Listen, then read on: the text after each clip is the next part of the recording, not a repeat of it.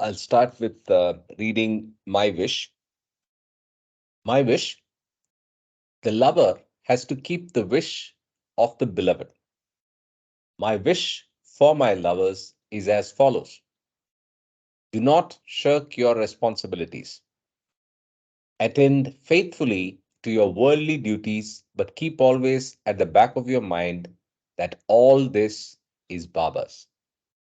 Number three, when you feel happy, think Baba wants me to be happy. When you suffer, think Baba wants me to suffer. Number four, be resigned to every situation and think honestly and sincerely. Baba has placed me in this situation. Number five, with the understanding that Baba is in everyone, try to help and serve others. Number six, I say with my divine authority to each and all that whosoever takes my name at the time of breathing his last comes to me. So do not forget to remember me in your last moments. Unless you start remembering me from now on, it will be difficult to remember me when your end approaches. You should start practicing from now on.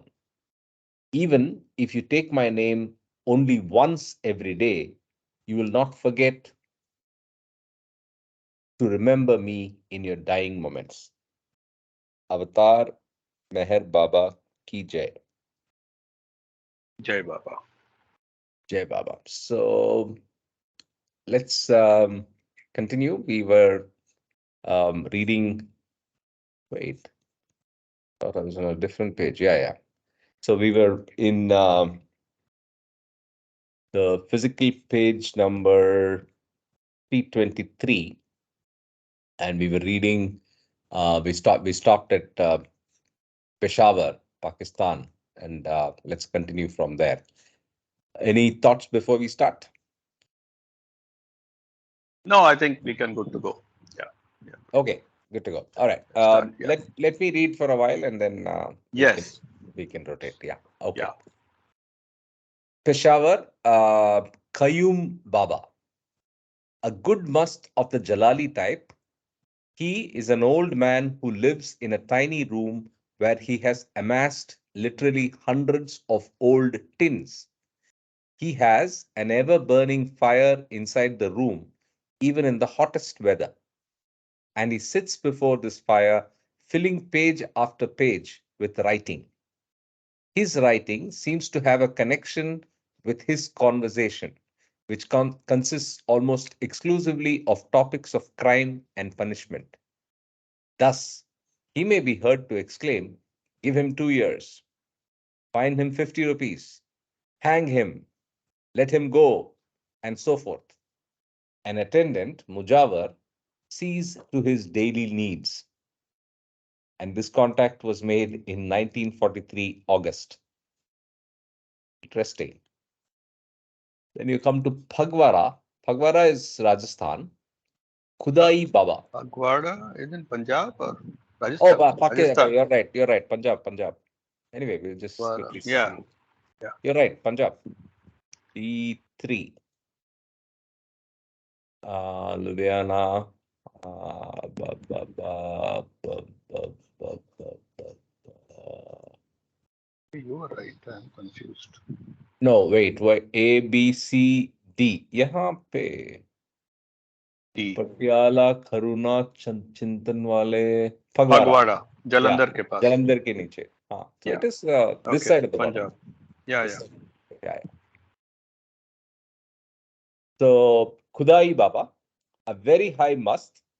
He's a fine, sturdy old man dressed like a peasant who lives in a house with its own courtyard wherein he keeps many head of cattle. After Baba's contact, he ordered tea for Baba. He was again contacted in 1946 and again offered Baba tea, bringing a chair for him. His physical condition had deteriorated considerably since 1943. He lives at Khorampura village near Phagwara.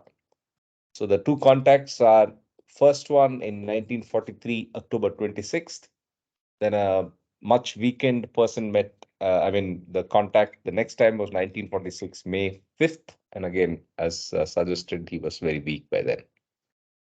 Another Baba from Phagwara is Nekisha Baba. No, it's Neki Shah. Neki as in Nekipan. Yeah. So Neki Yes. Shah, Neki Shah Baba, a very high mast who for 25 years has sat outside his hut without, it is said, ever having entered it. Close to him, he has 7 sacks filled with rubbish, piled one on top of the other, and a sacred fire, dhuni, which he keeps perpetually burning. He spends much of his time making fuel cakes from cow dung, a common form of fuel in India, and village people who come to visit him bring firewood for the sacred fire. He usually sits near this fire and has a blanket pulled over his head. Baba gave him sugar and grain, and Nekisha Baba told Baba to grind the grain and mix it with water. Baba set to at the grinding wheel and with Bible to help him did as Nekisha Baba asked. Baba then fed Nekisha Baba with the paste of ground grain, sugar, and water. And Nekisha Baba finally offered a little of it both to Baba and Bible. Near the hut, there's a small ashram where many disciples live, for Nekisha Baba is held in high esteem. He lives at the village of Sangatpura, not far from Phagwara. The date of contact was two times again, 1943, October 26, and 1946, May 5th. Yeah, I read, oh, it's the same exact date. So Baba went most likely twice to Phagwara, and he met all of them on the same day. Okay. Yeah. Hillor, again, Punjab, P3, Amir Ali Shah, an initiate pilgrim who lives at Bhatia, some 3 miles from Philor. He is reputed to be 120 years old and looks it. A special tomb has been made for his interment, and Amir Ali Shah sits outside this tomb on the roadside. To those who ask him why he has built this tomb, he replies, to show the world that death is the end of all things. And this happened in the second of his visits to Phagwara, 1946, May 5th. Yeah. So on that Punjab trip, he's also gone to Philor. Next, Pilibhit. Pilibhit, I think, is Uttar Pradesh UP. or UP. Yeah. UP. Yeah. UP, yeah. Uttar, yeah. F4. Pilibhit, F4, Uttar Pradesh, Chup Shah, a very high mast and one of the 3 in India of the rarest type of all musts, the 6th type. When Baidul went to see him, he was asleep and he was lying in a most extraordinary fashion with one leg somehow tucked up and twisted around to form a pillow for his head. Wow. He was an old man and usually abusive and peremptory with visitors. He asked 10 rupees of Baba, though he is for the most part silent and speaks to very few. He is said now to have passed away. This contact happened in 1942 May. What does peremptory mean? Just curious.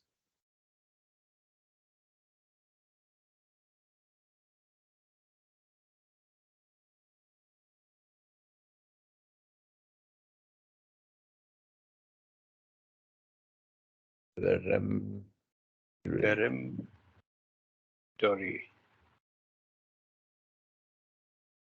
means insisting on immediate attention or obedience, especially in a brusquely imperious way. Just do it, came the peremptory reply. Okay, makes sense. Makes sense. Order तुरंत मानने का. Ah, Yeah. okay, let's continue.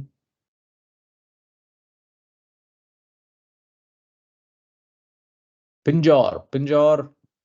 D3 suggests Punjab, but I've not heard the name. Maybe we'll just quickly see it. Uh, Pillar that we What just was the saw. location? D3? It was D3? Yeah, here it is, Pinjore, near Oh, closer Kalkaji. to Kalkaji than Punjab. Yeah, Kalkaji is a big railhead actually before Shimla. And Yeah. and also that temple, no, the Vaishno Devi, right? Or some Devi temple is reachable Hmm. from Kalka, I think. I don't know.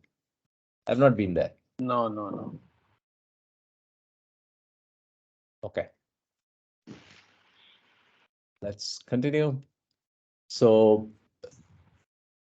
this is Bhagwan Nath Mast. Nath generally suggests that you're from the Nath tradition, which is the Gorakhnaths. They are the Nath tradition, Nath Parampara. A very high mast, an Ittefaki, middle-aged, tall, almost fully naked, who carries bundles of rags and has a mild but very restless disposition. Baba first contacted him in Pinjore, where he was found sleeping on the wall of a road culvert. A few weeks later, Baba was staying for some special work in Hardwar for a few days, and Baidul and Eruch were sent to Pinjore to bring this must to Baba. They had, perforce, to bring him in a first class compartment for lack of any lower class accommodation. This naked fellow could, by no stretch of the imagination, be associated in the mind of the public with the type of passenger that usually travels in a first class compartment, and his presence there caused considerable amusement. He stayed one day in Haridwar and upset the scheme of things by wandering off in the night.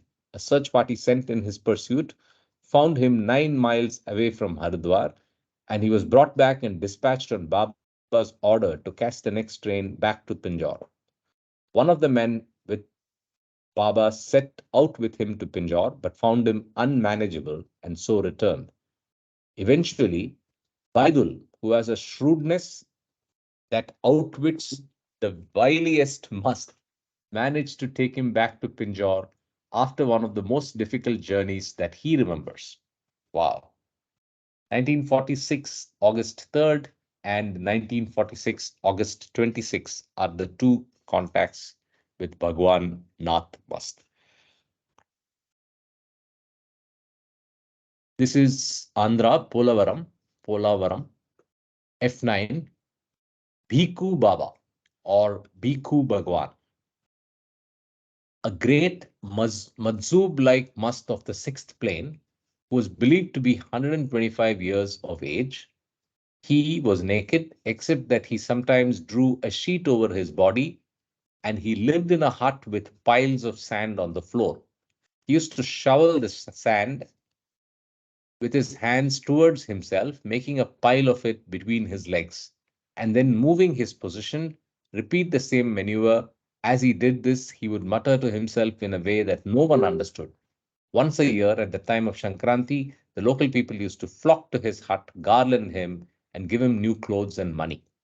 Many years before the date of his contact with Baba, Bhiku Baba began to say that he was going to die. A tomb was built by him by uh, a tomb was built for him by a rich disciple, and at the time of contact, this tomb had been ready for 7 years. It is believed that he has now died. This is 1943 March. Then Baba Jan. This is Hazrat Baba Jan, and this is Pune. The two dates of contacts are the 1st and 2nd of April 1928. Babajan comes to Mehrabad. See Mehrabad for a description. We did read it already. This contact between Baba and Babajan was on the day following that on which Babajan made a special visit to Baba in Mehrabad. See note in italics above. Baba then went by car to Pune and found Babajan in her favorite place under the great mango tree close to the river bank in the Bund Gardens. He stood for a few moments at some distance from Babajan and then departed. She sees Baba in Ahmednagar, For description, see Ahmednagar in the supplement. She sees Baba in Ahmednagar. See Ahmednagar in the supplement for the description. So later, one more last round of contacts was made in 1929, the 3rd and 5th of October. If I remember correctly, when we read in the Mehrabad episode of meeting Babajan, they actually never met. They were just seeing each other from a distance, and after a few Distance, minutes, yes. yeah, after a few minutes, they left. So Baba once, came down from the hill down towards the railway line, and from a distance, because Baba Jan's car was on the other side. She came in a car, and she was on the other side of the railway line, and Baba on the other side. That's what we read, I suppose. Yeah, you're absolutely right. Yeah, yeah. correct. Next is in Pune, Bandal Shah. Bandal Shah has not been contacted by Baba, but like a few others described in this supplement, his words concerning Baba were interesting and justify his inclusion in these annals. In the early part of 1943, Bandal Shah used to live in Pune, and Erich, who had been instructed by Baba to search for and bring Masts to him in Mahabaleshwar, set about trying to persuade Bandal Shah to accompany him there. Bandal Shah earned his sobriquet because he carried a bundle under his arm, and he was known either by this name or simply as Father, the actual English word father. He was about 65 years old. It appears that he was much cosseted by racing gentlemen who would ply him with blandishments and tea in the hope of learning on what horses to lay their bets. As a must, Bandal Shah was exceedingly fussy about his health and used to say that his spleen was enlarged. And though he would like to be given tea, he would be minutely pernickety as to how it was served and would insist that the cup should be scrupulously washed, the milk well boiled, and so on and so forth. Eruch visited father once or twice, inviting him to come to his house, but his invitations were at first rebutted. Finally, one night, he accompanied Erich to his house. As soon as they reached the house, Erich made him comfortable and set about making tea for Bandal Shah, being warned as usual to be most punctilious in its preparation. After tea, the topic of taking Bandal Shah to Mahabaleshwar was introduced, though the name Meher Baba was carefully not mentioned by Erich. After listening to Erich's proposal, Bandal Shah asked for some paper, and Erich bought the nearest thing to hand, which happened to be an exercise book belonging to his younger brother Merwan. Now, although Erich did not know it, there was a photo of Meher Baba between the leaves of this book, a photo which did not, in fact, have Baba's name written on it, so that unless one knew Baba, there was no means of knowing whose picture it was. Bandal Shah, as soon as he took the book from Erech, turned over its leaves, and when he discovered the photo of Baba, he pulled it out and gazed intently at it. He turned the photo over and over, gazing at its face and its back, and then asked for a pencil and began filling the back of the photo with an imposing series of figures. These consisted of figures as follows: 20 plus 15 minus 17 plus 12 minus 4, etc., etc. The exact figures are not now remembered, ending finally with equal to 7 equal to God, God. He then pointed to the word God and turning the photo over, pointed to the figure of Baba and said, God is equal to Meher Baba. He actually uttered the name Meher Baba. Erach, knowing that Baba was generally averse to contacting those who acknowledged his spiritual greatness, dropped the topic of taking Bandal Shah to Mahabaleshwar and accompanied the Mast to his home. Out of curiosity, Erach later checked the figures at the back of the photo. There was a whole string of them and found that they did finally amount exactly to the figure 7. Baba was later informed of the entire episode, and Erach was instructed not to bring Bandal Shah to him. This great Must stayed for a few years in Pune after this meeting and then went to Bombay. After staying in Bombay for a while, he departed and is now believed to be in Bangalore. Baba has explained that Bundle Shah is a must of the sixth plane, sometimes Salik-like and sometimes Majzoob-like. We got quite a few dictionary Yeah, interesting. references. Yeah, very interesting, but then quite a few Yeah, dictionary references that we had to make. One yeah. was with Perpen, the perpen, perpentuous. Some word was there, no? Because punctilious was there. yeah, that was regarding cleanliness. Yeah, that's for the tea. Yeah, punctilious making of the tea. But there's something on the bets, the learning on how to, you would, yeah, first is corseted. I think just Oh, surrounded. I think surrounded, yeah. but let's check. Yes, yes.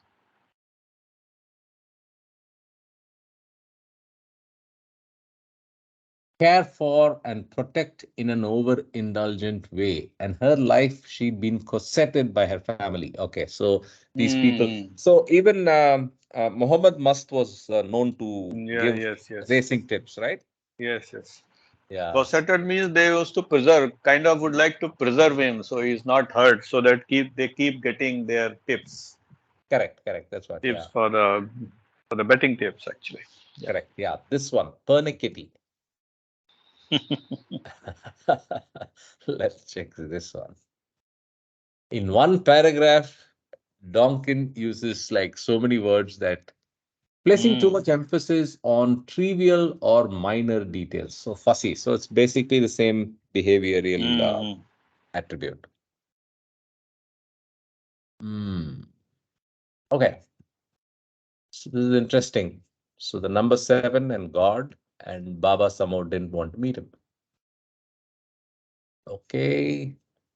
Purandar after Pune, Puri after that. Puri, and then there's some place called Parli or Purli. I don't know. Parli is a place close to Ahmednagar somewhere. It's in Maharashtra, but it is PAR. It is now really showing PUR. No, maybe it's written in that. Yeah, the way they speak. There it is. You're absolutely right. Pearly. Yeah, Parli. Yeah, Yeah. Pearly. I think Parbani, Parli. Yeah. Parbani, Pearly. Oh, Python is also near Mehrabad, is it? I Yes, didn't know. yes. So many times I used to take bus for Mehrabad. They would be written Mumbai Python, and No, no, then I have not noticed. I have taken the bus so yeah. many times, but I have not No, seen no. Python. Earlier, you must have taken the luxury buses, direct No, no, buses. no. But I'm earlier there talking. used to be those red box buses. No, my Maharashtra only. State I Transportation. take only red the bus generally because I don't have the patience to wait. Okay, okay, okay, okay. So I just go to the bus So stop and man, take the first one that's moving, so and many usually times it's it the used to be reds. Python. Python is also known for its saris. Actually, Yeah, they yeah, have that's this that's that's what I remembered. Pythoni saris. Yeah. Pythonese, yes. Okay, Parli में Tulsi Ram Maharaj, a good must who keeps an ashram and sits in the window of one of its rooms. He likes to be called Mai, mother, and is displeased if addressed as Baba, father. Our Baba gave him tea, and this happened in 1945, 29th of August. Pushkar is in Rajasthan, and there are two musts that we'll read about in Pushkar. Maharaj, a leper, but also a good must who sits in a hollow built into the side of a well. Baba said that his leprosy was the result of his love for God. Such a strange statement reminds one of the consoling words, whom the Lord loveth, he chastiseth. And this happened in 1941 June. Another must, name not known, a must who carries an old earthenware pot in one hand and has a following of dogs and puppies. He kept lifting his downcast eyes and glancing significantly at Baba. Baba explained to his group that the must shared whatever food he was given with all the dogs that came. And this is 1939, February 9. Quetta, Pakistan, A3 Nadir Ali Shah. This must was not contacted by Baba, but as his remarks were interesting, a note about him is included here. He is the spiritual chargeman of Quetta and lives in a tent that was provided by local people to shelter him from the severe winter weather of Quetta. In the tent, there is a fire, dhuni, always burning, and the tent is full of smoke. With his hands, he would fan the smoke from this fire towards himself, and Baidul and Erach would, who went several times to him to try to get him to come to Baba, used to emerge thankfully into the open air with smoky tears pouring from their eyes. Nadir Ali Shah always refused to come with them to Baba, and once he added the remark, "My boat would be drowned in that ocean," that is Baba. Although Baba did not contact him, he circled around his tent in Elizabeth's car. So perhaps some remote contact was made after all. And that remote contact happened in March 1941. There's one more mast, name not known, a Majzoob-like mast of the sixth plane who has now passed away. He lived in a tent full of old bones and stale bread, and he used to chew these bones. His whole head, his whole body was swarming with lice, which he allowed to remain unmolested upon him without willfully ever killing a single one. Baba ordered Adi to feed him each day, and whenever Baba emerged from the house in which he was staying, which happened to be exactly opposite the mast's tent, the mast would gaze vacantly at Baba. One day, when Baba went to contact him, the mast embraced him with startling ferocity. Unknown date, but in 1924. This is again Quetta. After that, we have Rahuri. And in Rahuri, there is a mast named Arjun. He joined in Mehrabad. He was one of the few real musts of the Mad Ashram.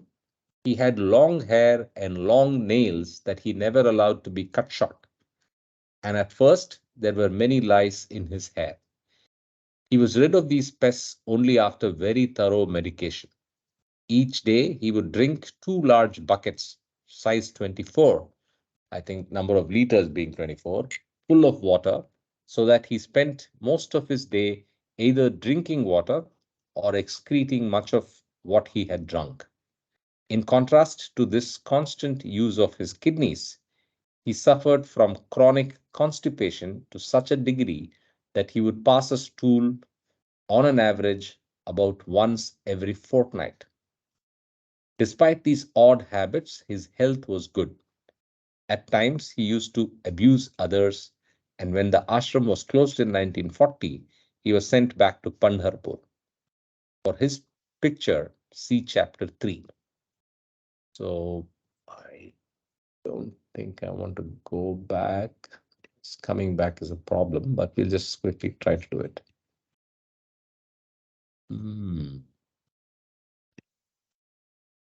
Jai Baba Karthik, Jai Baba Sanjay. Jai Baba Ravi, how are you? Good, good. Jai Baba Ravi. Jai Baba. So we had some fun last night, huh?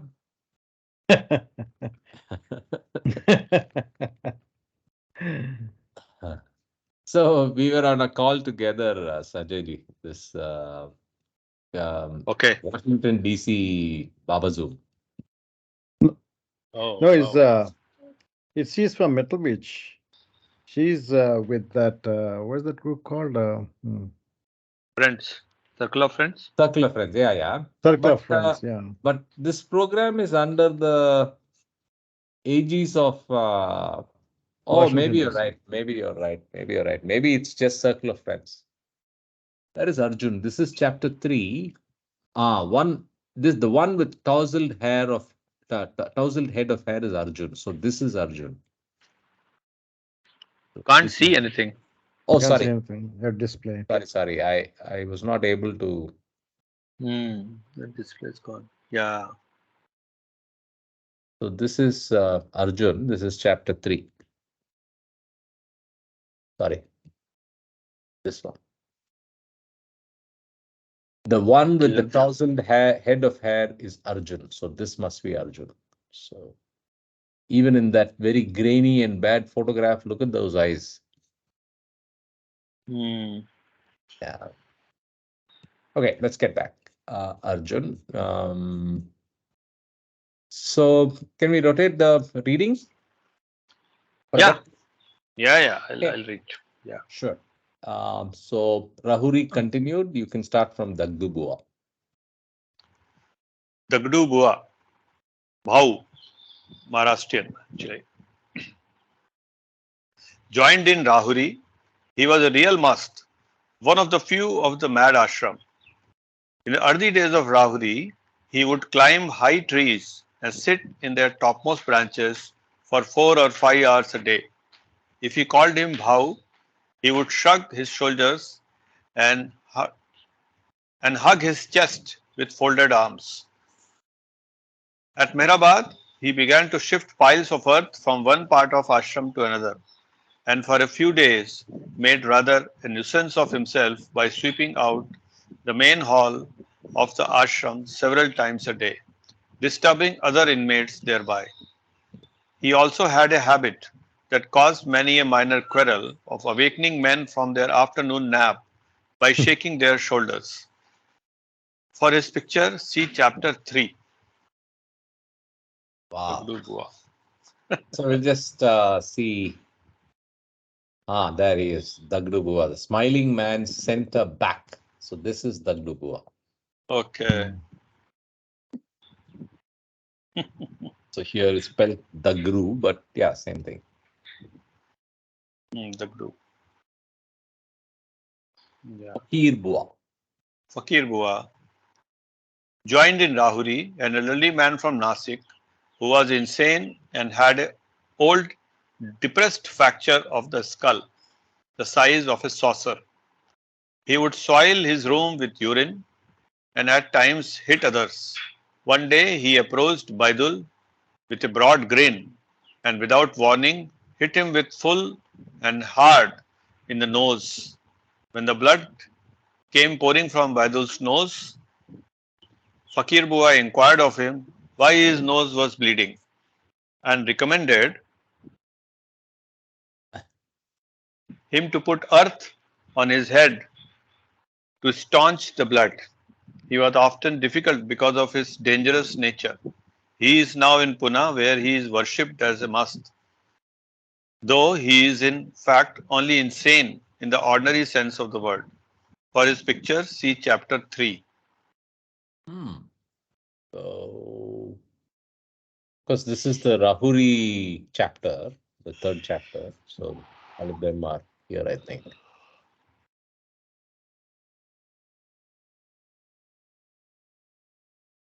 So the name is Fakir, right? Fakir Bua.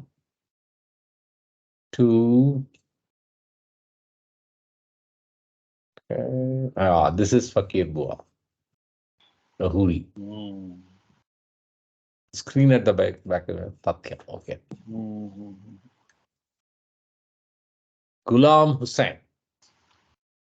Ghulam Hussain. Joined in Rahuri, he used to frighten a suggestible night watchman by coming up to him in the dark, pointing out Satan to him, Bhoot aaya karke, that's what they say, and exclaiming how big he had become. The poor night watchman, who was a simple village lad, became so frightened that he left his employment and returned to his home. Ghulam Hussain used to wind his blanket around his head, and at times he would tax Muhammad with his exacting ways. He was mad. So both Ghulam Hussain and Fakir Bua were actually not must. They were mad, but they were in the must. Yeah.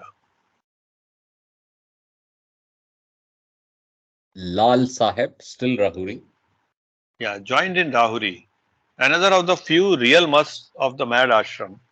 He used to fall at Baba's feet and embrace him and call him God.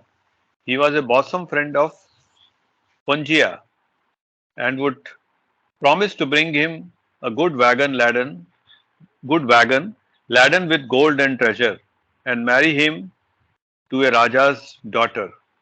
He used to fumble in his pocket and say he was about to pull out a crore, 10 million of rupees. Sometimes Punjia would hit Lal Sahib, but generally they were great friends. Lal Sahib is now in Nasik, where he is respected as a must. There is a picture of him in chapter 3.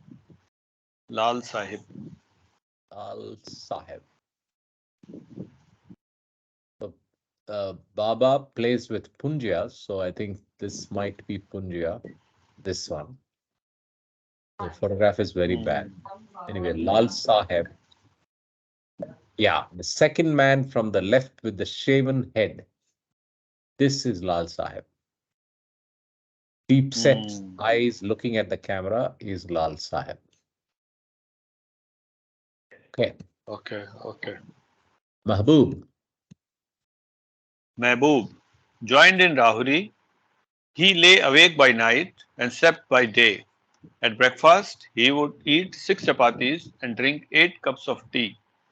He used to mumble and laugh to himself and would not smoke good biris, that is country cigarettes, but would collect and smoke the fag end dropped by others. He was God mad. Then Manik Chand joined in Mehrabad.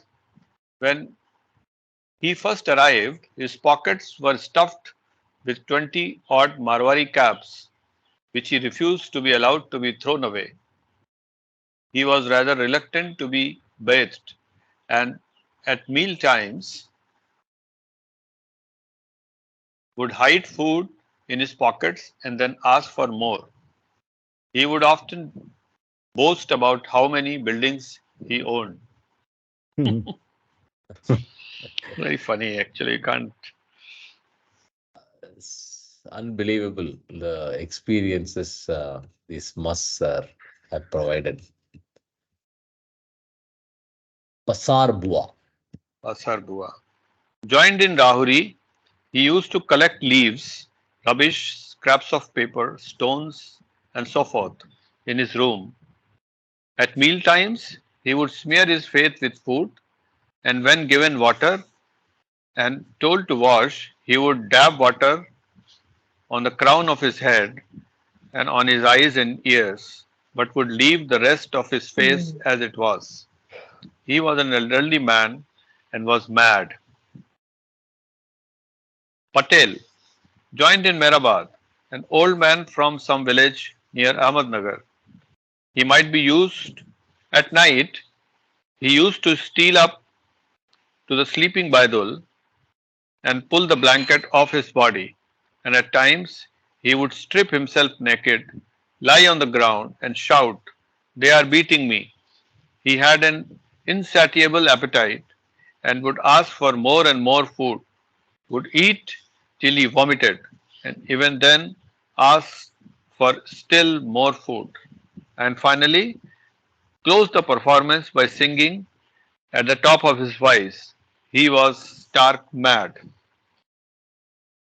So this is Rahuri, right? So Rahuri also had the mad ashram. So that's why we are seeing the prominent mad people who are not necessarily musts.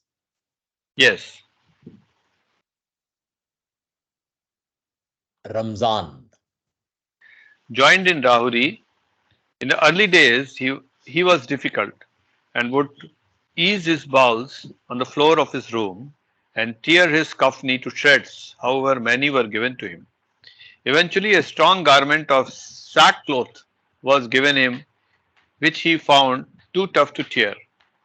He also used to spit inside his kafni, lick the tip of his nose with his tongue, and then given tooth powder, would throw it away without using it and pretend that he had cleaned his teeth.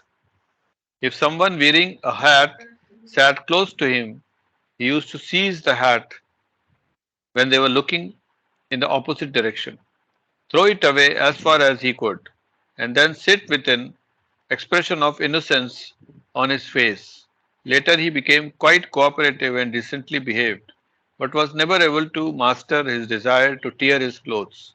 He was God mad. This is a must. No, Number. this is not must. This is God mad. There are two God mads we have seen in the Rahuri list. Acha, acha. So Okay. God mad is different from God intoxicated. Okay. Oh, how are they different? Well, I have to go to the presentation. So let's hold on. By the way, I see a new person. Jai Baba. Jai Baba. Mahu. Yes, Mahu, Jay Jai Baba. Baba. Yeah, just came on. So I'm just pulling up the difference between, yeah. So God mad is Divane Allah, right? So lost sanity through continually thinking of God. And in that, there are subtypes. How did he lose the sanity continually thinking of God? It could be through ceaseless thinking, that is continuously thinking only of God. Then the other option is Hal e Davam, by contact with an advanced soul. So you meet an advanced soul and become mad. Third, Uftada e Rah, or Yoga Brashta, by a particular event, which is a crisis in the physical environment. So these are examples of God mad, which is clearly different from the focus of this book, which is God intoxicated souls, must Allah, permanent enjoyment of divine intoxication, but they are not majzoobs. They can be only on any plane, 1 through 6, and they are aware of their spiritual place. So, yeah, I think Thank you. that's, Thank you. Appreciate that. yeah, that's. By the way, let's just take a quick pause. Um, Mahu, welcome to the call. Maybe you could just briefly introduce yourself. I'm Karthik. I'm currently in Dubai. Oh, Karthik, yeah, nice to meet you. I'm Mahu. I live in We Los can hear Angeles. you. Yeah, we can't hear you. You kind of moved away from the Micro. mic, I think. Yeah, hold on one second. I've been having issues with my microphone. Better now. Yeah, better now. Okay, okay. Um, yeah, I live in Los Angeles, California, and I saw a description about this event in Bubba Zoom, so I just wanted to check it out. Okay, welcome. Enjoy. Okay. So, I recently discovered Baba Zoom, and I've been doing the same with many other events. Welcome to this. So, we are a group that's been reading for about 3 years now. We are currently Mm. reading Wayfarers, and yeah, so we are actually reading the supplement of Wayfarers, which covers the various musts in detail, with the place, the map reference, and the date of contact. So feel free to jump in and ask questions So, as so you finished the text actually now it's in a supplement. yes, but then if you look at the way this book is structured, 30 to 40% is only the text, and 60 to 70% is the supplement, where there Yeah, are detailed accounts of the mass, right? So right. sorted by location. So we took Donkin's advice, where he says read at least the ones which are marked out with asterisks. So we are not reading every page. We are reading the ones which are marked out with asterisks. So that's what you'll see. And you yeah. Yeah. All right, Jay Baba. By the So Jay way, Karthik, who made these asterisks? It's in the book or you made the asterisks? but it's Donkin's asterisk. I see. Yeah.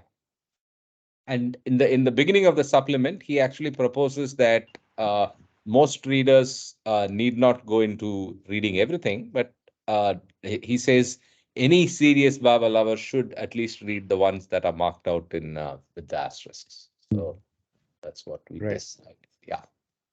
Okay. Now Rahuri Vaman. Yeah. Joined in Rahuri, an old man who was brought to the Rahuri ashram by the villagers there because he was a nuisance to them. At night, he used to awaken Baidul, ask for a bucket full of water, and pour it in his own room, which he said was on fire. He used to stand on his head under a tree or hang by his arms from a lower branch of one of the many trees in the ashram's compound. He would often tell others that he was the god Hanuman and would offer to help them in their work. In Rahuri, he used to tell our Muhammad quite painfully that he thought of his what he thought of his exacting behavior. That is, our Muhammad means Muhammad must. Quite Yeah. plainly, he says. Yeah. Yeah. Quite plainly. Yeah. Yeah. Later at Mehrabad, Vanna Vaman became quite normal and was sent back to his home. He was mad. This is So again, this Rahuri, is another this is mad. not God mad. This is not God mad. This is just mad. Yeah. So he's not even in this list that we saw. He's not even on this list. Yes. Right? Yes. Yeah. Just clarify. Just Name not known. Again, Rahuri. yeah. Of Bombay, a good must. One of the few at the Rahuri ashram. He was brought from Bombay by pleader for a few days. He used to put mud, ashes, and lime on his body. He was the first must to be bathed by Baba. Oh, wow. This is important. Significant, yeah. Then from Rahuri, Raichur, Raigad, Raipur, Rajkot. Rajkot is, of course, Gujarat. Rajkot is Gujarat, close to Gujarat. Jamnagar. Yeah. Yeah. A good must. His name is Makhi Wala Baba. Makhi means bee. Yeah. A Makhi good means must. No, Makhi means fly, right? fly. Fly. Yeah, fly. Yeah. Yeah, bee, fly. Yeah, whatever. Yeah. I learned it by the movie. What is the Makhi. movie? Yeah. Ma- Yes. Telugu movie. Yeah, I have also seen that. Yeah. A What? good must. Telugu Makhi. movie with Makhi, okay. Anyway. Yeah. It's a good movie. Yeah. Okay. A good must who has sat for many years in a particular place. His body was covered with millions of flies, Makhi, so that one could barely see the man for the flies on him. His name, which is not that by which he is known locally, was given him by Baba and means, of course, the fly saint. Baba said that he was particularly interesting because he was the only mast he had contacted who was half Jalali and half Jamali types in exactly equal proportions. He is therefore the only mast of the seventh type whose characteristics are those of the Jalali and Zamali types in exactly equal proportions, who has been contacted by Baba. And this was in January 1941 at Rajkot. So this is that seventh type, which is not even described, right? I mean, there's no name on second. Sorry. Yeah.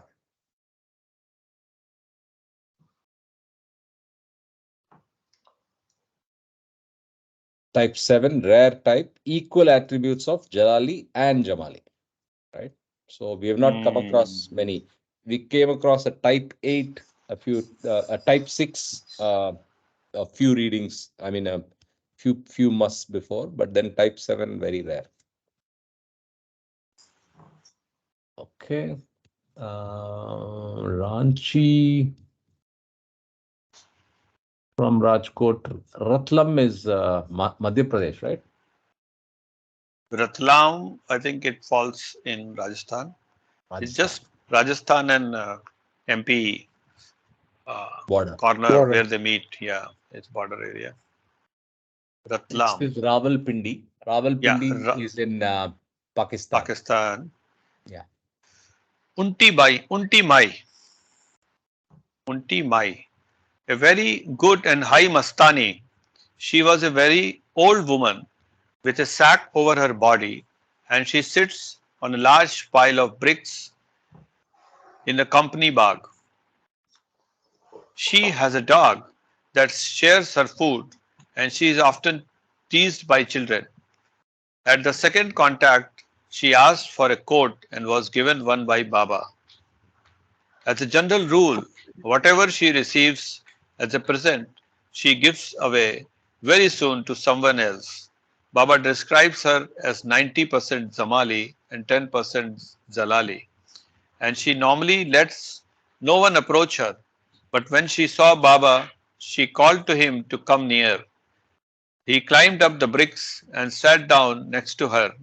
She then pulled out a very stale and very moldy piece of bread that looked at least a year old and gave it to Baba to eat.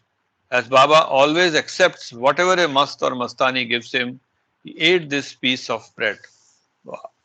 Wow. She was I hope contacted April Baba didn't. 1942. I hope Yeah. Baba did not get sick out of And July 23rd, 1943. Yeah. Twice this contact was made. Wow. Unti Mai, One more in Peshawar. Rawalpindi. Rawalpindi. So it's Rawalpindi. this, Okay. you just see it. Rawalpindi is so if you look at the map, it should be somewhere here. Here it is. Yeah, Yeah. yeah, Yeah. big Yes. cities, I think, right? One of the big cities. yes. Yeah. Rawalpindi, yeah. Yeah. Rawalpindi, Lahore, and what is the other city? Peshawar, Rawalpindi, Peshawar. Peshawar is in Islamabad. Afghanistan. No. Peshawar in Peshawar is Afghanistan. in Peshawar is in No, Pakistan. Pakistan. It's northern It's- Pakistan towards Afghanistan. NFWP. Yeah, yeah. It's in the NWFP rather. Yeah, Northwest Frontier Province. Frontier Province. Yeah. Okay. Nanga Khan Mastan Peshawari. Yeah. And other place Baba used to go was Quetta. Very often. Quetta, Baba has yeah. made several Yeah, visits. Quetta. Yeah. Yeah. Quetta again, I think is NWFP, right? Yeah. It's like that. Is it? What is NWFP? Northwest It's- Frontier Province. Yeah, it's even more here. It's closer to Afghanistan. So Yeah. if you see Quetta here, this is all Afghanistan. And Yeah. this is the border, this dotted line. Yeah. And if you see Peshawar is here and Quetta is here. So they are all almost Afghanistan. Yeah. Nanga Khan. No. Mahu, Is can you mute, please? We can mute her actually, not a problem. Can Okay. you mute me? I don't know how to do it. Hold on one second. Yeah, sure. Yeah, I did that. Yeah. Oh, okay. 1 minute. So please tell us if you want to talk or jump in so we can unmute if you're not able to find it. Meanwhile, Nanga Khan Mastan. I have a question actually. Go ahead. May I ask my question? Sure. Yeah. So we have a mast, right? And she's God-intoxicated soul. And then we have a mat. Then Baba in description of the mast, also he mentions that their mind become unbalanced by a sudden contact with a highly advanced being. About the mast, he explains that. I have read before. I was wondering, what is his explanation about the mad? I mean, does God mad is also spiritually advanced? Are they in a inner plane of consciousness also? What's the difference between God mad and God must? I think. Good question. So I think there is I have not come across in Baba readings anywhere else other than this book where the distinction between the two are made. So Donkins in the first chapter clearly brings out the difference, and the difference is as obviously this also has Baba's approval, I'm sure. He talks about God mad with those attributes that I just brought up a few minutes back. So all of that you see here, including the words that are chosen, are straight from Donkin's. उसकी भी है What's that? लंबा वाला उसका है ना Oh, sorry. These words are straight from उसका है Donkin's text. So there is a difference between God mad and must. So and mad. So there are three things, right? So mad, let's keep it as the medically insane. We are not even concerned about that. The two categories that probably are relevant in Mahu's question is God mad and God intoxicated. And the difference is based on the nature of their thinking in association with God. So in the must, it is permanent, and he is aware of his spiritual place. In the God mad, it triggers a madness, which is mental imbalance. But then it is linked to God. So it's not like a mental imbalance that's just medical madness caused by chemicals or caused by hormones or whatever, right? That's my understanding. Does that kind of answer your question, Mahu?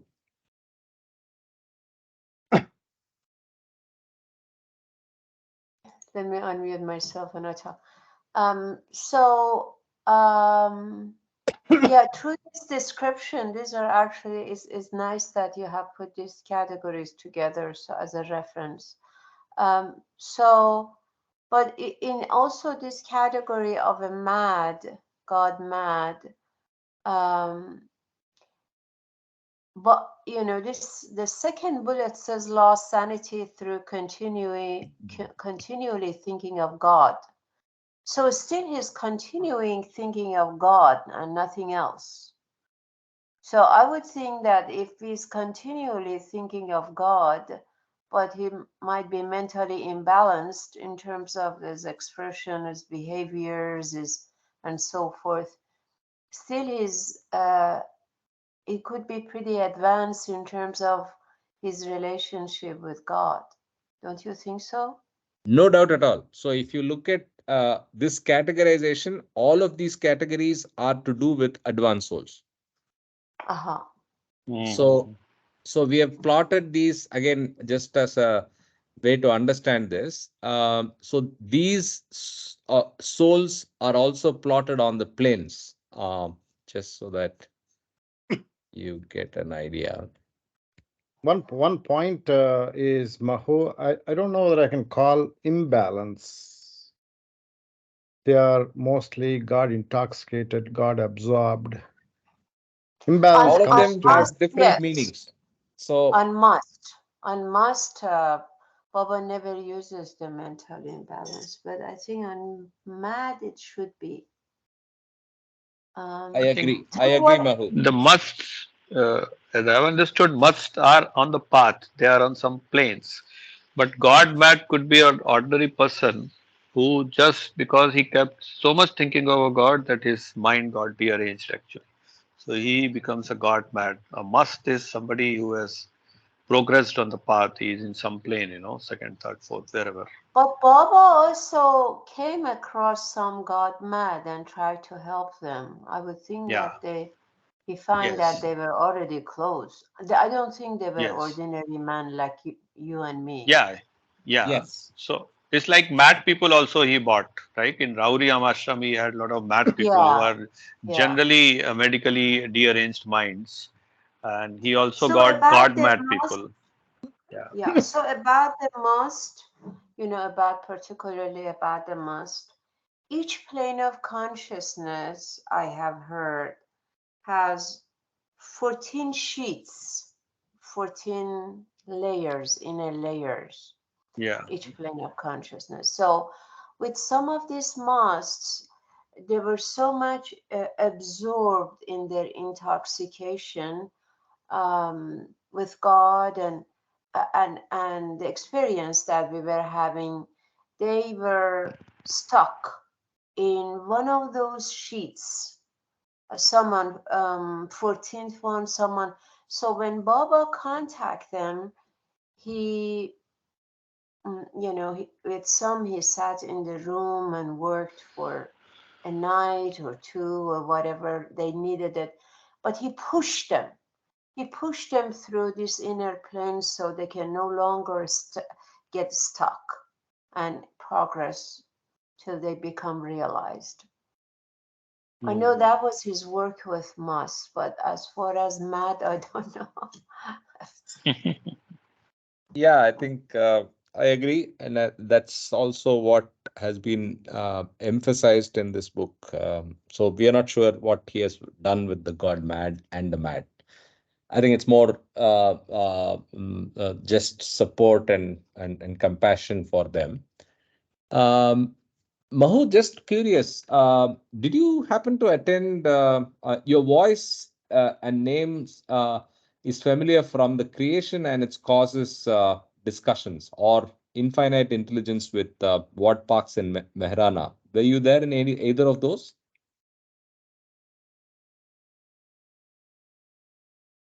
You're on mute if you're speaking.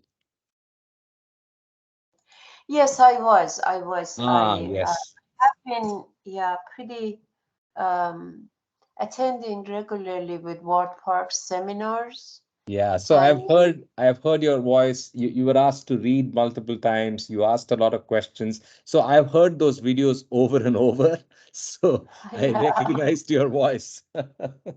yeah, those were good videos. Yes, It was very, I think, wise of him to begin to, because he had the, beside the manuscript, he had the typed version of of the the book. book. Yes. Yeah, so he made it available for us to get some background before the book comes out.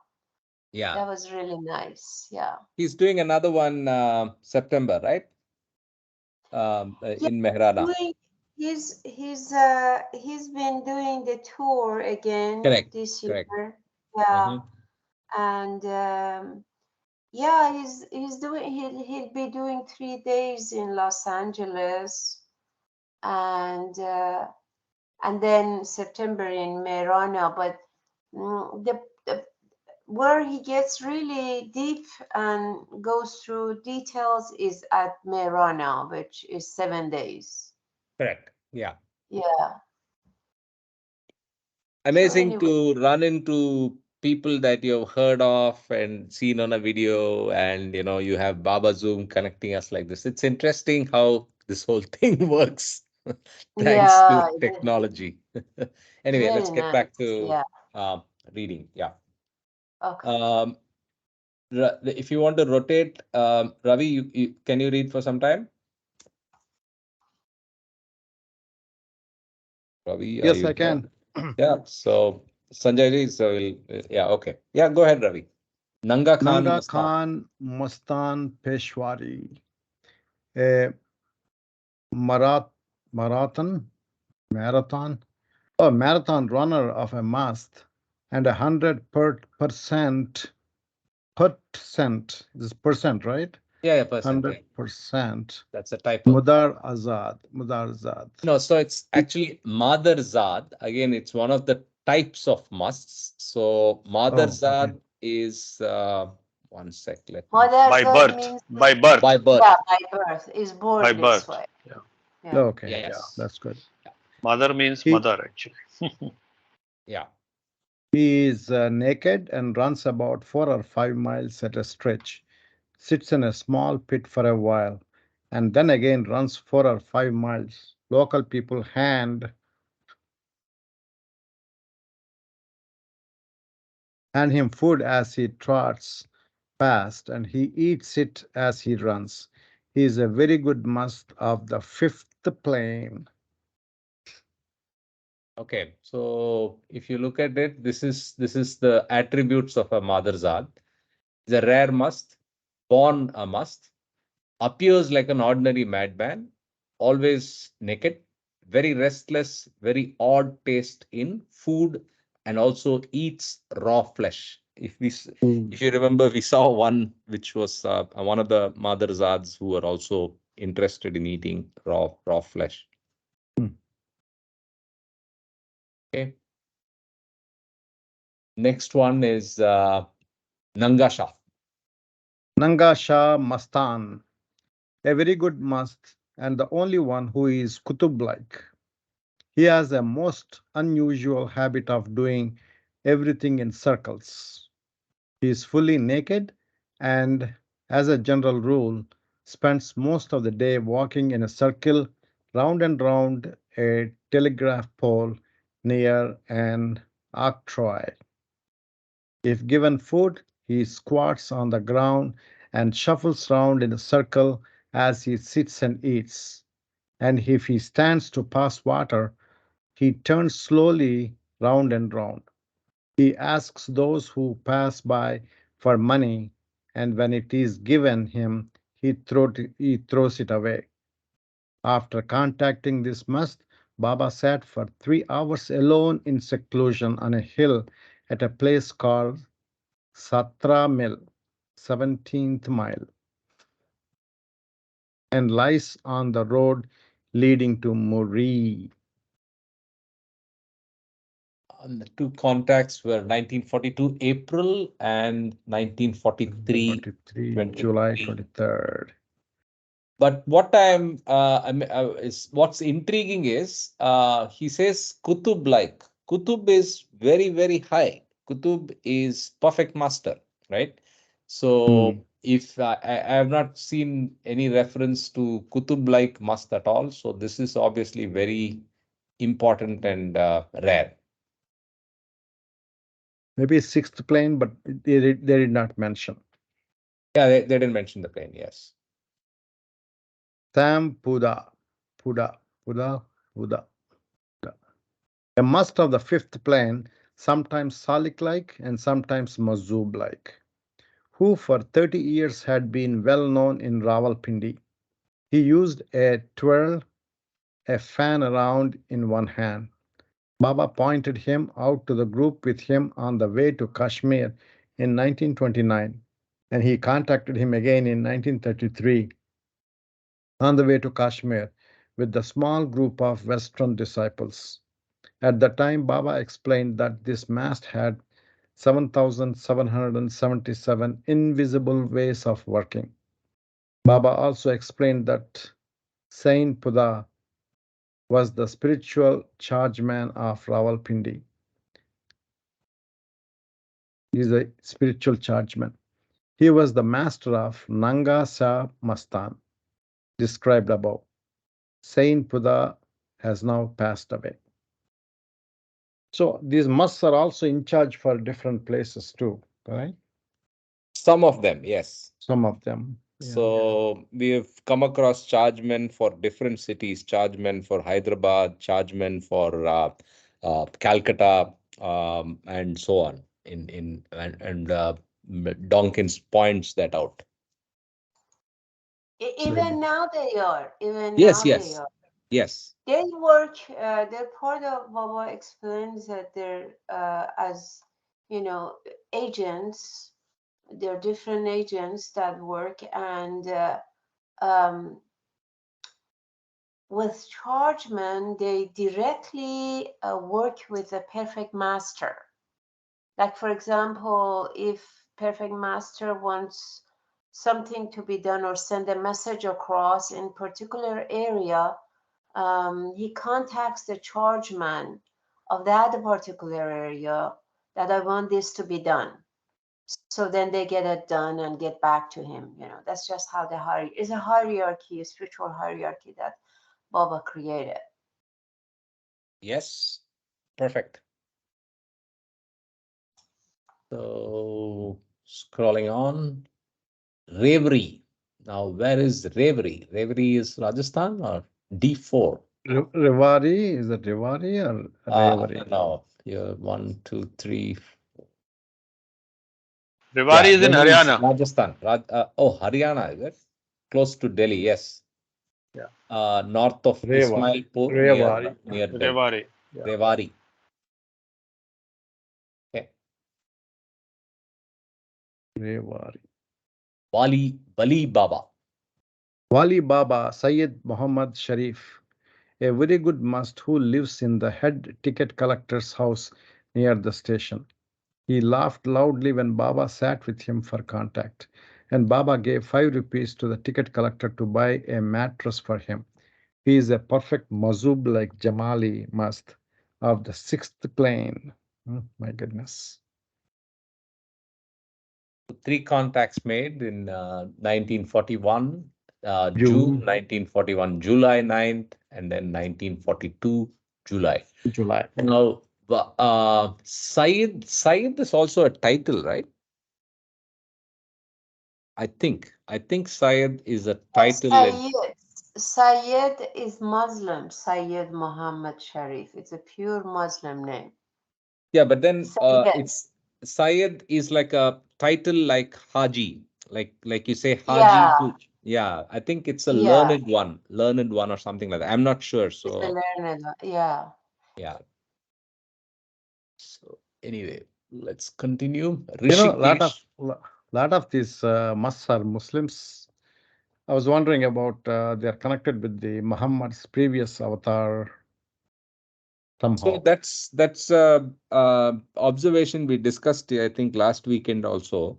So if you Hmm. look at it, 90% of the musts that we found in with the asterisks and even otherwise, I think, are Muslims, Islamic background. the Islamic background, and very few are Hindus, and hardly we found only one Christian reference till now, at least in the Yeah. asterisks, right?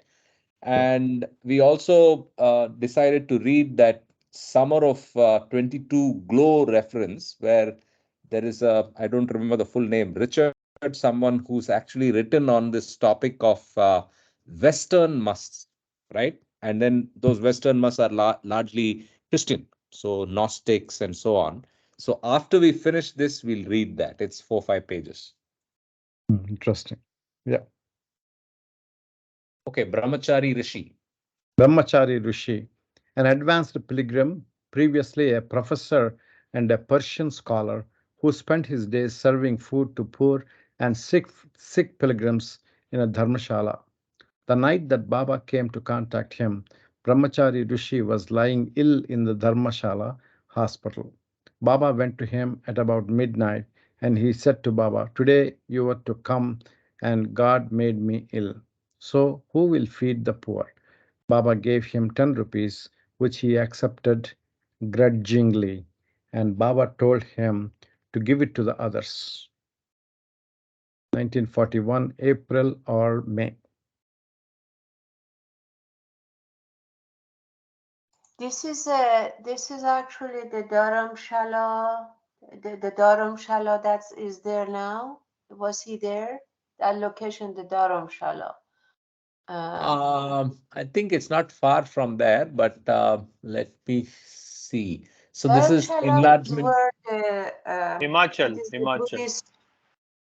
Yeah. Yeah, It's a bit. Dharamshala is near Chandigarh, whereas this Yeah. is up in Uttarakhand. Is that Sanjay Yeah, ji? yeah. Yeah, yeah. Yeah, Uttarakhand Rishikesh area. is.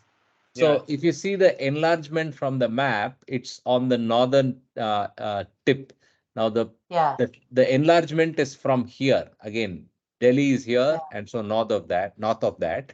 Dharamshala, on the other hand, I think will be closer to I somewhere. think in East, Madhya right? Pradesh.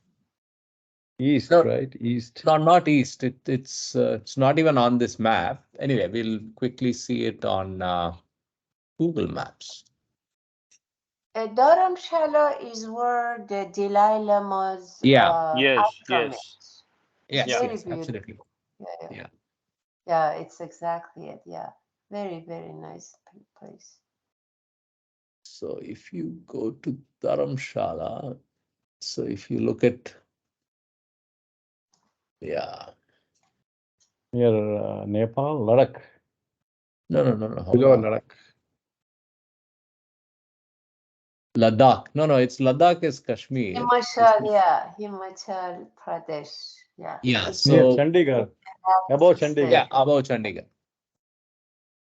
So Himachal Pradesh, and that's Pathankot, next to Pathankot. correct. Kulu, And Manali.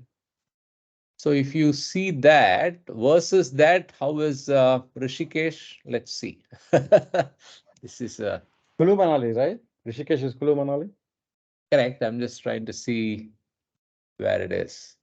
Shimla. Oh, so Rishikesh is much, I mean, it's on the other side of the range. So actually, there's the Himalayas range actually splits. So this is on the other side. Rishikesh and Uttarakhand are on the other side. So even if you have to come down to the plains and then climb up because it's all the hills on the side. Anyway, Right. just a diversion. Okay, let's get back. Very good. Jal Tapasvi. Jal Tapasvi. Jal Samadhi Mahatma. Rishikesh. Rishikesh must be having a lot of musts. And then we have seen two Hindus, so back to back. So the previous one Mhm. was Hindu again, which Hindu is again, yeah. Brahmachari Rishi. And then now we have this Jal Tapasvi. Sweet. Very high type of yogi and an adept pilgrim. He held an interesting conversation with Kaka and Yurich about the avatar. The talk veered almost at once to the topic because Yurich and Kaka introduced themselves to him as coming from Bombay, and Jal Tapasvi at once asked how things went there. They told him that were that there were constant riots and disturbances, and he replied that this was quite natural and indeed inevitable, and was the result of the work of the avatar who was now alive. He said that the great men of the world, although famous and often worshipped by mankind, were mere playthings in the hands of the avatar. They were like kites and strings, the ends of which were all in the grasp of the avatar, who controlled them as he As he wished. wished. He went on to say that these wars and disturbances would continue and that three-quarters of the world population would be wiped out. For he said, how could the people from hell mix with those from heaven? The former must be obliterated. The avatar, he said, would manifest in 22 years' time, in 1968, if taken literally, but that even then, like other avatars, he would be ridiculed by the majority, and his real fame would grow after his death. Jal Tapasvi lived for several years under a rock facing the Ganges. Later, he moved to the roof of a temple that stood in the river. He sat there for many years without shelter, eating only whatever was given him, and one supposes that not many people would venture to his rather inaccessible perch in the river. One day the temple fell into the river, but Jal Tapasvi was neither injured nor deterred by this, and he continued to sit in the water on the ruins of the temple that were submerged just below the surface. For many years he sat there and thus earned his name of Jal Tapasvi, that is, one who carried out a penance of sitting tapas in water. Jal.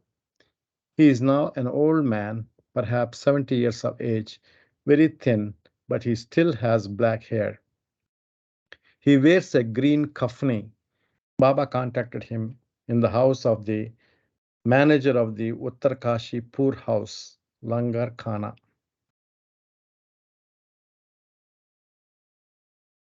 Jal Tapasvi, who was then staying in Rishikesh. Thus, Tapasvi usually stays at Uttarkashi. Interesting. He's made a manifestation prediction in 1946, and he said 22 years, so 1968. 68. So, interesting. So A very there's one there above. Oh, you just yeah, I'm just same scrolling. thing. Yeah, same thing. I just scrolled to get the date. Oh, this is famous. Keshavanand Maharaj, you might have heard. Again, Rishikesh. I think Keshwanand Maharaj is from the Shivananda tradition, which is Divine Life Society, but let's check. Yeah. Keshwanandji Maharaj, an adept pilgrim who has not been contacted directly by Baba, but Peter met him some years ago. He remarks concerning Baba were sufficiently interesting to the worth recording here. Peter had been sent wandering over India, and the page is closed. Sorry. Recording here. Peter had been sent wandering over India by Baba, and Baba had told Peter that he would meet one or two saints on his travel who would tell him of Baba's spiritual greatness. Keshwanandji Maharaj used to be naked except for a loincloth, and his bronze colored form was a familiar sight in Rishikesh, for he would stand all day long with a bamboo in his hand, gazing steadfastly at the sun. He had built a small platform on the river bank, on which he used to stand. Every winter, when snow blanketed the great mountain walls through which the Ganges cleaves its path, Keshavanandji would go up to a high valley and stand in the snow, gazing all day at the sun. At Rishikesh, no one normally ever come close to Keshwanandji on his little platform, except his attendant Mujawar. Pleader, however, who was then on an order of silence given him by Baba, after having been first rebutted by the Muzawar, succeeded in getting him to show a photo of Meher Baba to Keshavanandji. Keshavanandji then smiled, called Pleader, and told him that he normally never let anyone come near him, but seeing this photo and knowing the divinity of Meher Baba, he had to call him near because he, Baba, was the master of the universe. Baba, he said, bore the burden of the whole creation on his shoulders. So great a soul was he. This meeting of Pleader with Keshwanandji took place in April 1934. Pleader stayed and helped in serving Keshwanandji for quite some time. Keshwanandji has now passed away. See photograph. So the date of contact is what is mentioned here itself, which is April 1934. But where is the photograph? Oh, there it is. Keshwanandji, Maharaj of Rishikesh. Let's see if the. I think I'm confused. I don't think it is Keshwanandji of Divine Life Society. No. Baba contacted what's his name? Divine Society. Shivanand, is it? Swami Shivananda has been Shivanand. contacted. Oh, okay. Yeah. At the time, he was on the deathbed. Okay. And Baba contacted him. So it's a different one. I don't think it's the same. But why I remember Swami Shivananda is my aunt and a very close, one of my closest relatives was a big follower of Swami Shivananda. And he was one of the first masters that as a kid I was exposed to, right? His messages and his photographs Meditation. and so on. Yeah, not really meditation. He was more about bhakti only. He used to recommend meditation. Swami Shivananda looks like this. I used to live in Tirupati. There was one of my relatives. He used to have regular meditation, Shivananda group.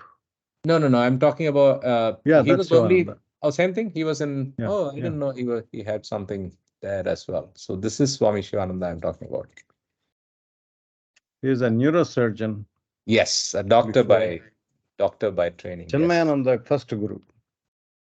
Perfect. Swami Chin. Perfect. Correct. And his institution is called Divine Life Society. Yeah. Anyway. Yeah, Divine Life Society. Yeah. So if we get back, I think we are almost out of time, but then we saw references to a word adept, but then adept has a specific meaning in this book. Adept is fifth plane. 1 second, where is that? Yeah. So it's fifth or sixth plane must. A must, I mean, a advanced pilgrim who's on the, not advanced pilgrim, adept pilgrim is either on the fifth or the sixth plane. An advanced pilgrim is on the third or the fourth plane. So again, that's specific to this book. We saw the last two references were adept pilgrim, both Keshavanand Ji Maharaj and Jal Tapasvi are adept pilgrims. Okay, so do you want to stop here? Maybe we can read a couple more. Sec.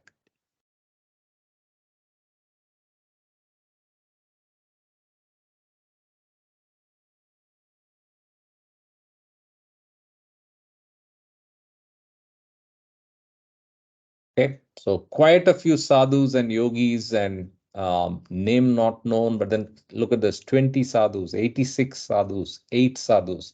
So quite a few contacts, 275 sadhus, all of that in Rishikesh. Rishikesh is full of sadhus, right? Yes.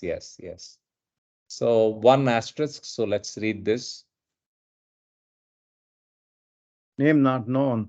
A seeker who is well known in Rishikesh, but whose whereabouts no one likes to divulge for fear of being accursed. Accursed. After a good deal of assiduous inquiry, Yurich managed to find him and fixed an appointment for Baba to see him, but unfortunately explained that Baba was his father. At the time of Baba's contact, the man asked Baba all sorts of questions as to how many others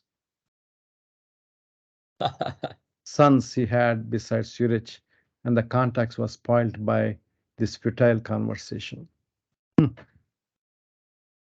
It's not time for him, huh? This man was said to have spent his young days roaming in the jungle, eating only leaves and roots, and so became very emaciated. He finally settled in Rishikesh and now locks himself all day in a hut on the river bank there. Each day he eats only one chapati and a little dal. Okay, so let's probably stop here and pick it up from here tomorrow. Yeah.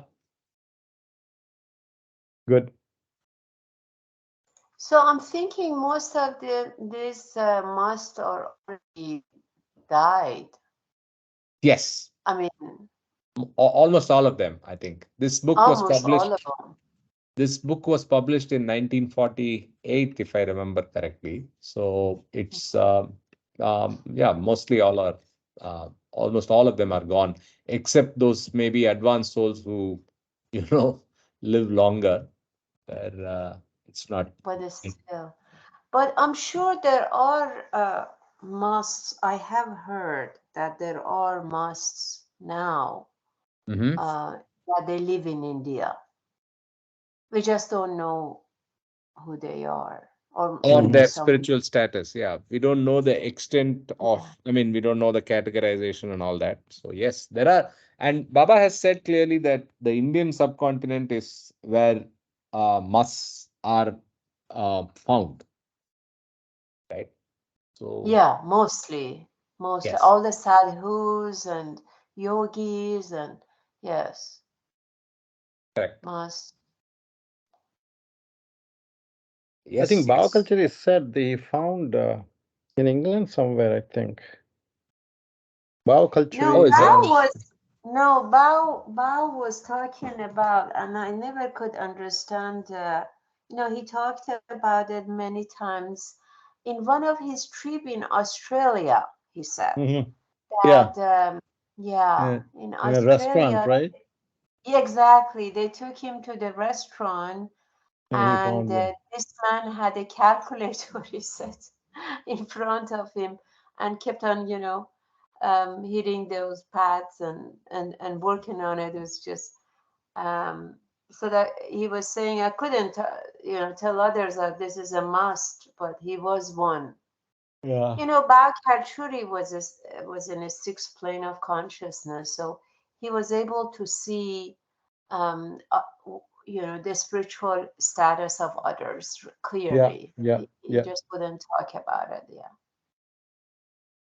He was Lovely. trained. He was trained, right? By Baba. Yeah, of course. Oh, Ashok joined. When did you join, Ashok? How are Yeah, you? yeah. It's Jai Baba, everyone. I Yeah. joined a bit late, Okay. around 10 minutes to 9, and I listened to the recording. There was some other activities going on in my society. We are reading the Bhagavad Gita. So there is a Maharaj who's come from Jodhpur. So we are reading the Bhagavad Gita, and it's in how we can adopt in life. Which plane is he on? I don't know. Which must. I think, Karthik, He's a Yeah. good speaker. it'll be nice if we take up Bhagavad Gita. It's very profound. We can connect a lot with Baba sayings in Bhagavad Gita. I'm tempted to do that, but I think we are still not ready. I think we have. So I would love to share something with you offline, Ravi. Have you Mm. heard of this person called P.V. Narasimha Rao, who's an Yes, yes, astrologer? yes. So PV he Narasimha, Prime Minister. no, no, no, no, no. P.V. Mm. Narasimha Rao, the astrologer technologist in the US. He's actually in Boston. He's in the semiconductor industry. And he recently talked about Vedanta, and it was so amazing that I could connect all the aspects to what Baba said, and I'll probably share that video with you one on one. But I don't want to get distracted today, very honestly, right? So I want to first get to comfort and greater confidence about discourses God speaks and all of No, Baba's actually, words. You are Karthik. way ahead. I mean, you know Vedanta, so is Mamaji, and so on. No, I don't want to get actually, distracted. Karthik is Yeah. very easy, easier than discourses in God Speaks. If you read God Speaks, it's like a PhD level, and Bhagavad Gita is like a degree or undergrad. So it's not that One thing difficult that to. you need to consider, if I may make a comment here, Mhm. uh, we're talking about the avatar of the age, okay? Who's Meher Baba?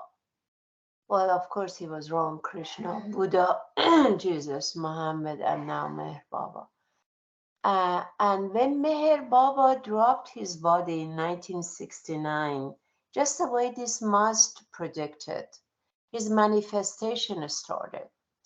When he dropped his body and he offered all the universal work that he did when in the body, including contacting these masts and getting all the some works with these masts done for our sake, I'm sure. Uh, and but he said, after I drop my body, my manifestation will take about 100 years. So this 100 years from 1969, as I understand it, it's a golden age. What does that mean?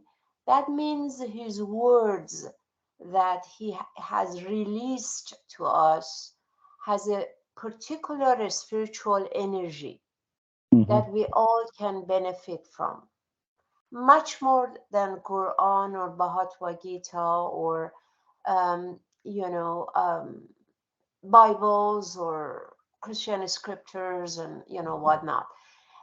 So it is this is our opportunity to read his words, and as we read his words, let's say God speaks, or but there are 5 books that are very essential with Baba.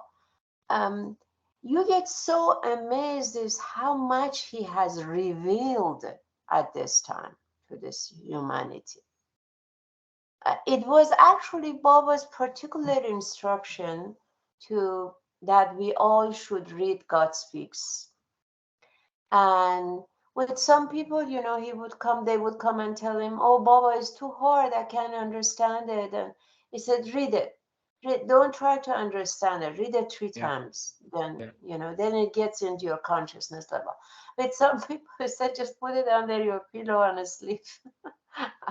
And and stuff like that. So I would definitely, if I may, recommend that reading Baba's words, and it's definitely our opportunity. It's like a salvation, it's freedom, because it has a spiritual energy right now that can help us out. I vehemently We agree with already you. read the Godspeed a couple of times, Mahu. Twice. We read. Twice we read. Yeah, not Discourses enough. we read Yeah. twice. Wayfarers, and what else did we read? Karthik? Beams, nothing and Beams. the everything, Beams everything is and the really nothing. good. Yeah. Yeah, And nothing then, and everything, everything and nothing. and Yeah. then listen, Oh, We have our humanity. letters. Yeah. Karthik, I just want to say, I did this, of course, the activity, but you see, what is mentioned in God Speaks is also can be correlated to, or it's the same as what is there in Bhagavad Gita. Bhagavad Gita was at a particular time and age when it was written, and God Speaks is written now, but the tenets and principles are same. Absolutely. No, I mm, think and having said that, Mahu, with full respect to what you said, also there is this exposure that me and probably Ravi and even Sanjay and Ashok have to the concepts of Hinduism and concepts yes. of as people who have grown up in that tradition. So it would be fascinating to go and match up what we have learned with Baba against those. But as I said, the temptation is not to do it now. I am resisting the temptation because I'd rather use up more and more time to get deeper and get a better understanding of Baba's words, like you rightly said. Anyway, we are way out of time. Yeah, And that's true. But then, just want to say in the end, Baba has said, I've come not to teach but to awaken. So he's already given this tenets in his earlier, of course, including God Speaks. He's given yes, all the tenets and principles. It's just that we have to really relive them. indeed. So, on that note, let's wrap up. Lovely to have you join us, Mahu, and look forward to seeing you more often as time permits on your side. We meet every Saturday and Sunday, same time. So, with that, we'll wrap up if there's nothing else. Ravi, we need to talk about the mail from Christina. So, let's discuss that maybe before or after the call tomorrow. Chalo, Can we talk now, or are you busy? Yeah, we could talk now. I'll just stop Yeah. recording. Yeah. Okay, I leave. Thank yeah. you, Jay Thank Baba. you. It was Jai lovely Jai Baba. being with Baba. you guys. In Jai fact, Baba. I just came back from my pilgrimage from India. And so I'm Wow. still in that atmosphere of Mehrabad, Mirazad, and India all together. Well, I traveled to Delhi, and then I was there for about 10 days, and then took a train with a friend. We came to Ahmadnagar, and so still, talking with you guys, seeing your name, hearing your accent, and all the regions is very very sweet for me because I'm Yeah. still Lovely. Yeah. Lovely to have By, you. by, by the way, Ravi is in US itself. Yeah. Karthik, I'm in. Karthik keeps rotating between Dubai and Bangalore. I'm in Mumbai, uh-huh. and Ashok ji is in Pune. Oh, So that's a very brief nice. about us. Very Yeah. nice. Jai Baba. Yeah. Oh, nice. Jai Baba. I'm in Illinois, near Chicago, Peoria, Illinois. Illinois. Yes. Yes. Yeah, I haven't been there, but yeah, of course. You and I have 2 hours difference. Yeah. Okay. Okay, Jai Baba. Jai Thank you. Jai Jai Baba. Baba, Jai Baba, Maharaj. everyone. Jai Baba. Yeah, Baba. All right, Karthik.